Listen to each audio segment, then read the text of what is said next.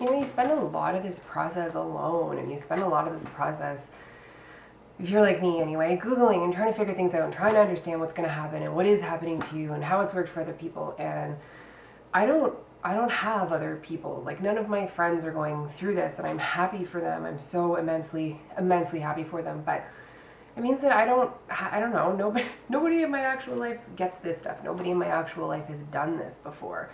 So I don't really have anybody for me to draw on their expertise or to answer my stupid questions. And you know, it's been really helpful for me to find other women and other men and other families that are trying to make a family and ask my stupid questions and get some really kind answers. So I figured, rather than being a faceless commenter and a faceless question asker, I might as well ask you my questions face to face and see if I can return some of the support that I've gotten. So yeah, that's kind of how you end up here, I think. I am Steph, and I've spent the last 2 years getting a diagnosis of stage 4 endometriosis, adenomyosis, and bilateral hydrosalpinges, which essentially means I've got a bum uterus, pretty much. Both of my tubes are blocked. I had those removed this year. My endometriosis is a keener, and it likes to attach organs to other organs. So for me, that means that my bowels and my ovaries and my tubes and my ute have all sort of become one giant tangled mess. So I had one surgery in June to try to detangle. It wasn't particularly successful. Found out at that point that tubes were blocked, and then we went back in November and took the tubes out, so I recovered from that in December. I've spent the last couple of months just waiting to heal up and getting healthy and getting ready, and now we're here. So we start tomorrow. So I got my first IVF haul, which is exciting because I've seen you guys unpack yours. So this is the scoop, this is the haul. Let's unpack it. Let's see what happens. So this is the giant bag of stuff that you get for your first week.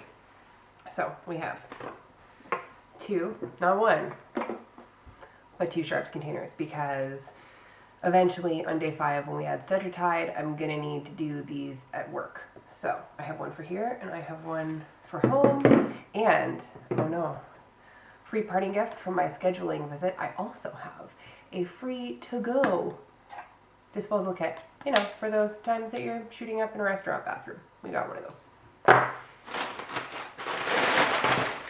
And what else have we got? Oh, it's a lot. It's a lot of wipes. It's a lot of wipes. We have 10,000 alcohol swabs that are littering my kitchen floor currently, and Q-caps. So these bad boys, I don't know if you can see. I don't know, let's open one. We'll see what happens. These look like, nope.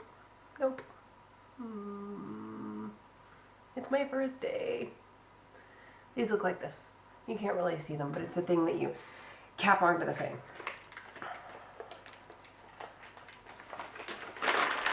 10,000 Q-caps. Okay, it's actually more like 50 of them, but it feels like 10,000. Bag number 2. We have syringes. So these are just sort of your regular 3 milliliter syringe with a lock tip, not for oral use, it clarifies, and I've got a ton of those. And then we have loads and loads of Luveris. So I'll be taking 150 IUs of Luveris, and you mix the powder and the liquid, and I think I'll probably at some point do another video when I figure out how to give myself those injections. But you mix them up and it looks like this, and this with the gonal F will be the first 5 days of stims. Alright, lots of those.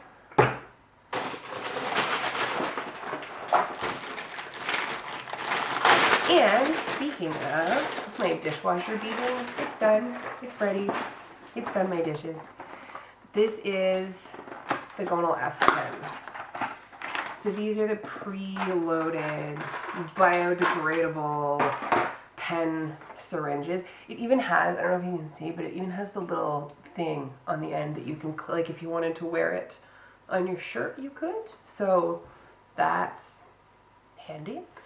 And this is, so it just kind of looks like this. And this has 900 IUs of gonal F in it. So that means because I'm on 400 a day, that I will do 3.5 of this. So on day 3, I'm gonna need to do 2 frickin' stupid pen injections to make sure that I'm not wasting them. And at like $300 a pop, we'll be doing 2.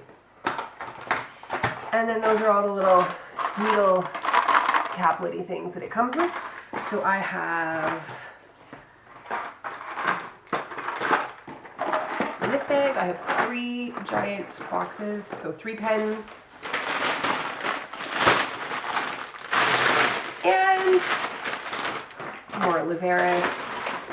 You just can't get enough. And then what else do we have? Cetrotide. So this is, I think this is the same thing as Ganirelix in the States, I think. So this gets added in on day 5. And it's to stop me from ovulating. So this one also comes in, it's a weird one because it comes pre-drawn with the liquid but not with the powder. So you get the one little vial of the powder, you take the liquid from the syringe into the thing, shake it around, put it back in, and off you go. You got a mixing tip and an injection tip. My scheduling nurse was like, don't ever for any reason use the yellow tip. I guess somebody came in and was like, yeah, the Cetrotide ones are freaking horrible. Yeah, it's because she was using her mixing tip to jab it into herself.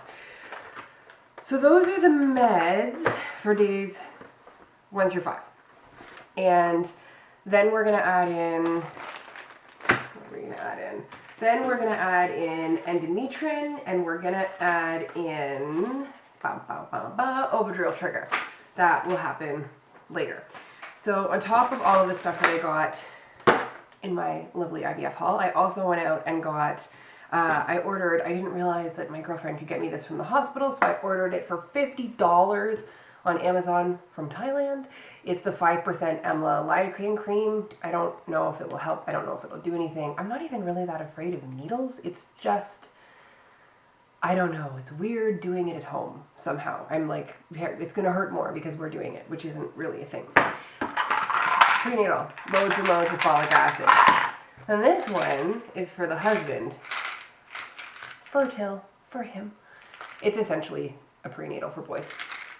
Then we have the Vita Coco. Now, it's disgusting.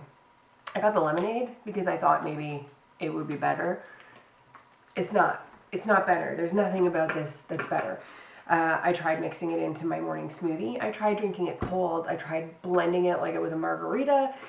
It's not good. And like it makes your mouth oily. So if you have an idea, if this works for you and you love it and you figured out a way to drink it that isn't heinous, let me know. Trying to stay away from the sugar. So I've already lost, I don't know, 30-something pounds in an effort to be healthy and do the stuff I need to do. So I'm trying to stay away. Like, I know you can mix it with Gatorade, but I don't, so much sugar and I'm trying so hard. So if you know something, I will take your tips. Protein, protein, protein when you're in stims. I don't know why, but apparently it helps. So we've got the Vega 1. The one that's the least disgusting of all of them is the coconut almond. And it has all kinds of junk in it, fiber and vitamins and minerals and greens, but it also has 20 grams of protein. So I have 2 of these a day. It replaces my dinner, which is a little bit depressing, but that's okay.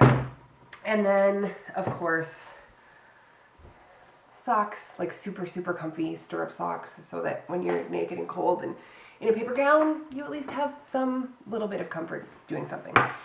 And then my girlfriend, just to wish me luck, I don't even know how this happened, but I ended up with a Valentine's Day Justin Bieber ornament. I don't know if you can make that out. If you can't, it's your loss because it's pretty golden. So that's my good luck Bieber, because everybody needs one of those. And that's the haul. And that's it. That's the plan. So tomorrow we start. We do 2, 1 Luveris, 1 gonal. Day 5, we got Cetrotide. Day 3, we do 2 freaking gonals just because that's more frugal. And with IVF, you need to be a little bit more frugal sometimes. So that's it. That's my haul. That's all we got. I'll let you know how it goes.